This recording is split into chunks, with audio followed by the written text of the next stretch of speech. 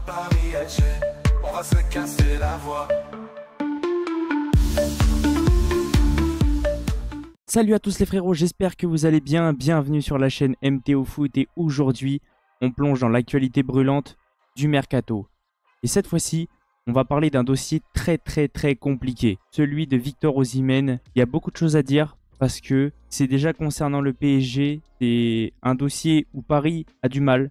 Parce que déjà Naples, bien sûr, de son côté, a envie de le vendre. Le joueur a envie de partir. Le souci, c'est que Naples réclame sa clause libératoire et j'ai l'impression que Paris trouve ça trop cher. Concernant les autres clubs, il y a aussi Chelsea qui s'est positionné sur le joueur. Je crois que Chelsea veut faire un échange avec Lukaku et une sorte de prêt, ça plaît pas à Naples. Donc, avec ces deux solutions, pour le moment, je crois que Osimhen est coincé à Naples. Ça va être compliqué. Dans cette vidéo, je vais vous montrer un peu toutes les infos qui sont tombées concernant le joueur. On va regarder aussi des graphiques pour que je puisse déjà donner mon avis, que vous puissiez un peu vous faire votre propre opinion. Et ensuite, je vais aussi vous donner mon avis concernant qu'est-ce que devrait choisir Osimhen, le PSG ou Chelsea. J'espère que la vidéo va vous plaire. Bon visionnage. Avant que la vidéo commence, n'oubliez pas l'abonnement, le petit like, le petit commentaire pour le référencement et n'hésitez pas à partager les potes.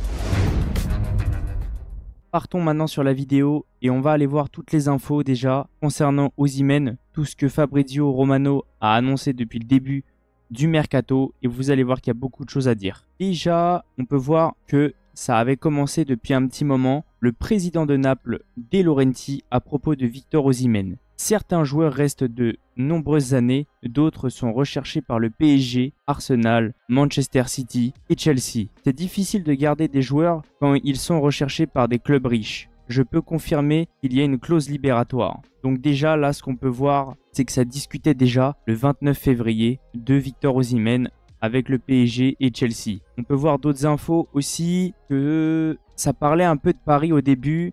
Naples continue de rechercher des solutions pour Victor Osimhen car il souhaite faire venir Romelu Lukaku dès que possible. Comprendre que Naples pourrait également être disposé à discuter d'Osimhen dans le cadre et pour parler de Lukaku avec Chelsea. Osimhen a dit oui au PSG, mais accord en stand-by entre clubs. Comme je vous ai dit, ça coince par rapport à la clause qui est beaucoup trop élevée. On peut voir aussi 28 juillet, on traduit Victor Osimhen même pas sur le banc de Naples ce soir car les plans des deux parties restent clairs. Comme je vous ai dit, Naples ne veut pas garder le joueur et Osimhen ne veut pas rester. Donc là, on peut voir déjà que ça commence à être chaud.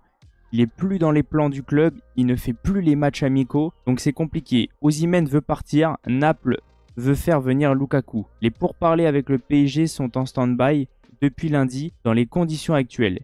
Chelsea aime Osimhen mais ne paiera pas la clause. C'est pareil que Paris.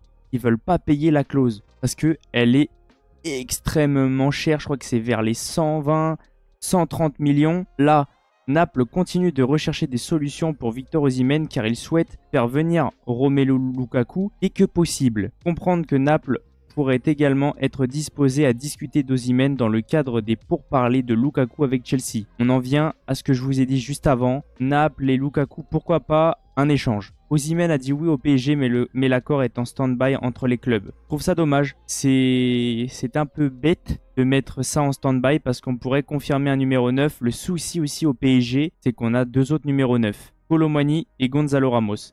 Qu'est-ce qu'on doit faire? Je sais pas. Parce que oui, il faut en vendre au moins un des deux. On ne peut pas faire une saison avec 3 numéros 9. Je vois pas l'utilité à part empiler des joueurs. Donc ça coince, c'est compliqué.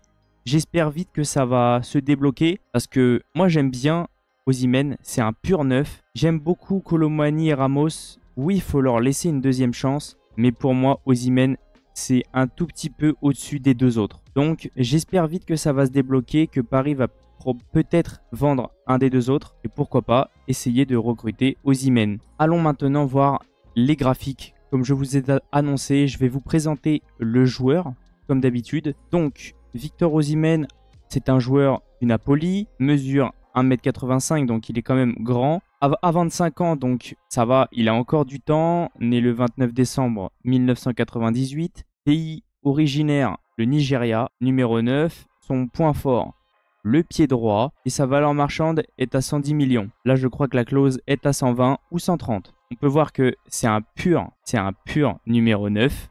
Comme vous pouvez voir, tentative de tir, but, il est bien noté. Action défensive, ça va.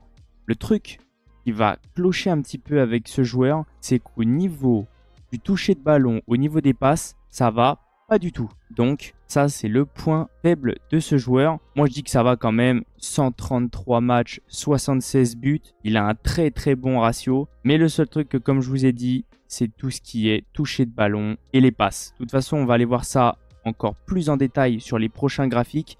Comme on fait d'habitude, vous allez comprendre que les passes, c'est vraiment pas son point fort. Allons maintenant sur des graphiques encore plus en détail.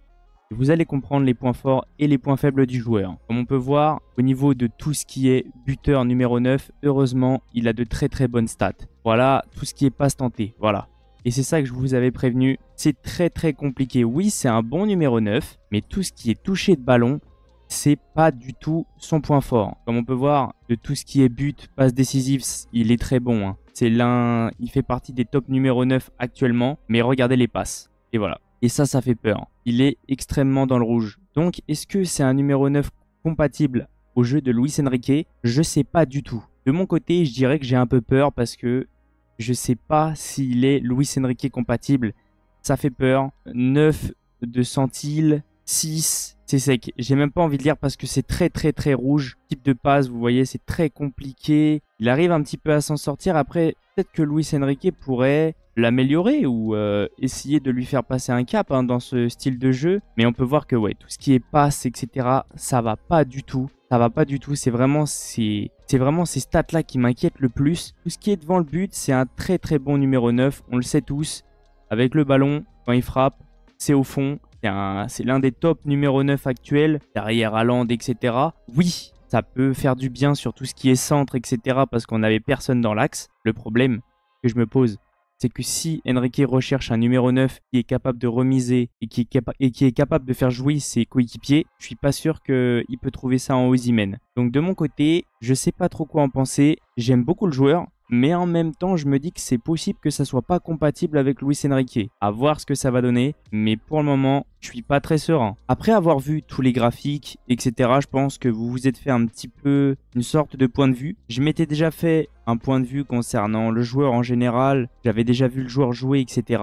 Mais là, ça m'a rajouté un peu une sorte de peur. Je suis pas très confiant concernant le jeu de Luis Enrique. De mon côté, je pense pas qu'il est compatible. Il y en a qui vont vouloir le joueur, oui. Parce que quand on voit Kolo Muani et Ramos, pas sûr que ça soit compatible non plus. Donc il est peut-être un petit peu au-dessus. Mais je suis en train de me dire, est-ce que Luis Enrique veut vraiment un numéro 9? Bonne question. Donc pour moi, Osimhen doit clairement partir à Chelsea. Il doit pas aller à Paris. C'est pas du tout son style de jeu. Oui, il y a des supporters de Paris qui vont m'en vouloir. Mais pour moi, il se sentira peut-être mieux sur un jeu direct avec Chelsea qu'une sorte de possession avec Paris. En tout cas, n'hésitez pas à me dire dans les commentaires qu'est-ce que vous pensez du joueur. Est-ce que vous voulez qu'il vienne ou non, Bien sûr, c'est possible qu'on soit pas tous d'accord. De mon côté, à voir.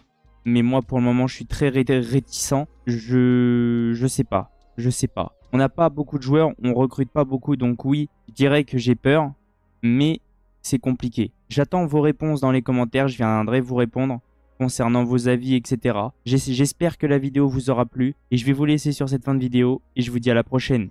Ciao les potes. N'hésitez pas à aller voir les 2 vidéos qui s'affichent sur le côté, ça peut vous intéresser, et ça fait toujours plaisir.